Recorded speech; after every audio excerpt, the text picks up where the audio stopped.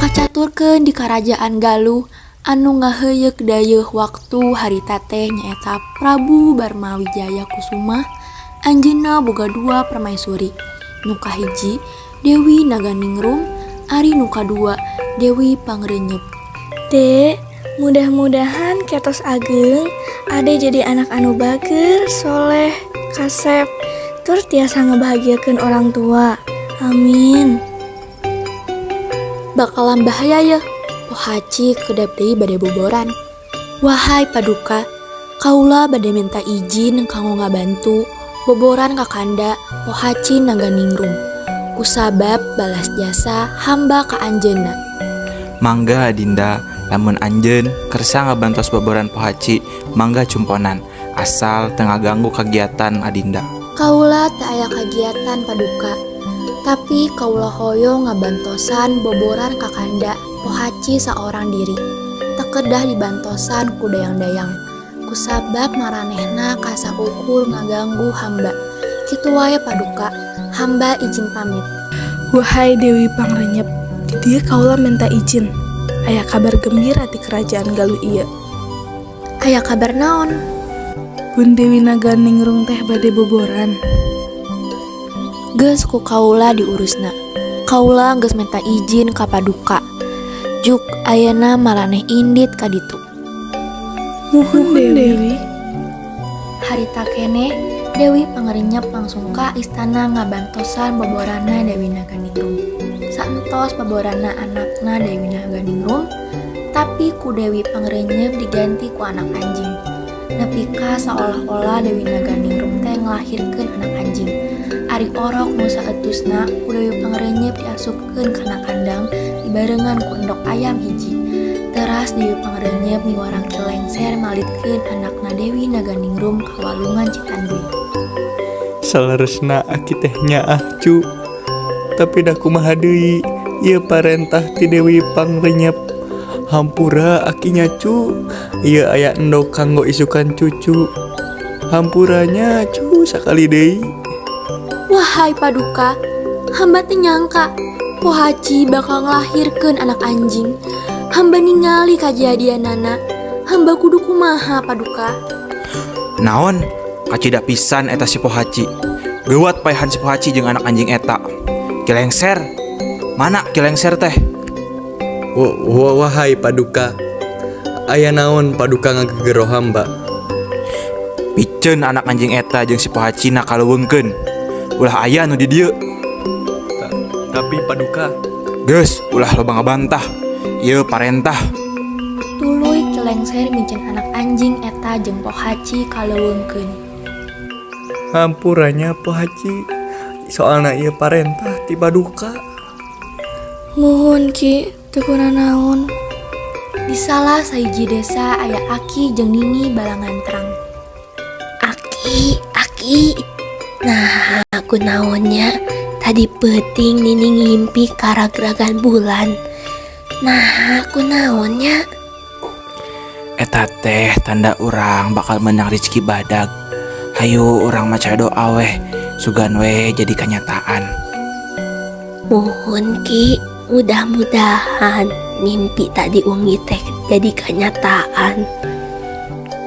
Geus atuh, Aki ayeuna bade ka walungan heula, sugan we menang lauk loba. Duh, mana tuh ieu teh bebenanganana, rarasaan da kamari mah asa loba laukna. Duh, itu naonnya? Duh, ning ieu aya orok saha ieu? Nih, tinggal ieu aki mawa naon? Tinggal ini mimpi Nini jadi kenyataan. Aduh, iya orok menikah sepisan. Juang dinamian sahanya ki. Kumaha lamun ciung wanara wae ni. Mohon ki, Nini satuju. Hayo atuh ki, juang ka bumi. Karunya iya orok natirisen. Ciung Wanara geus gede diasuh ku Aki jeung Nini. Maneh geus gede ciung. Aki, Nini, ciung bade tumaros. Ciung teh saleresna hoyong terang. Saha kolot ciung sebenarnya masih hirup keneh henteu?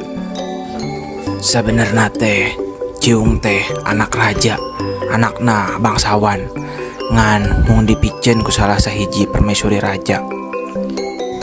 Bewara kesedaya rakyat kerajaan Galuh. Raja ngayakeun sayembara ngadu hayam. Saha nu bisa ngelekeun hayam raja bakal dibere harta anu limpah. Aduh, ni karunya si ciung geus gede cenah aku keneh ku raja. Mohon nya ki, kedah kumaha atuh. Ki, Ni, ciung bade nyarios.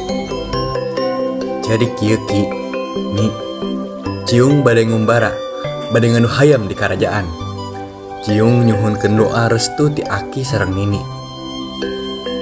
Uhun atuh, sok ku Nini sareng Aki didoakeun singkenging di sayembara eta. Saha maneh? Rek naon ka dieu? Kuring ciung wanara, rek ngiluan sayembara ngadu hayam di kerajaan ieu. Wahai paduka raja, hamba di dieu bade ngingan sayembara. Samemeh ngawitan ieu sayembara, kuring menta hiji pamenta. Mangga kisanak, naon kahoyong anjeun? Lamun hamba eleh, hamba sadia ngorbankeun ieu nyawa. Tapi lamun hamba menang, hamba kudu diangkat jadi putra mahkota di kerajaan Galuh. Ciung Wanara langsung ngadukeun hayamna jeung hayam nu raja. Namun, hayam Ciung Wanara menang. Ciung tuluy diangkat jadi putra mahkota di kerajaan Galuh. Lila-lila, reka perdaya Dewi Pangrenyep kanyahoan ku Ciung Wanara. Saterusna, atuh Dewi Pangrenyep teh ditangkep serta dipanjarakeun dina panjara besi. Berita di panjarana Dewi Pangrenyep nepi ka anakna Haryang Bangna. Prabu, Dewi Pangrenyep di penjara.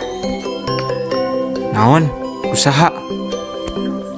Ku raja, ayeuna Ciung Wanara diangkat jadi anak raja. Kusabab manehna menangkeun sayembara ngadu hayam. Awas si aku aing ciung wanara. Haryang Bangga ngalakukeun patempuran jeung Ciung Wanara. Namun, eueuh nu menang, eueuh nu eleh. Tidinya we carita kerajaan Galuh kabagi dua teh. Kuloneun Cipamali dicepeng ku Ciung Wanara, ari wetaneunana dicepeng ku Haryang Bangga.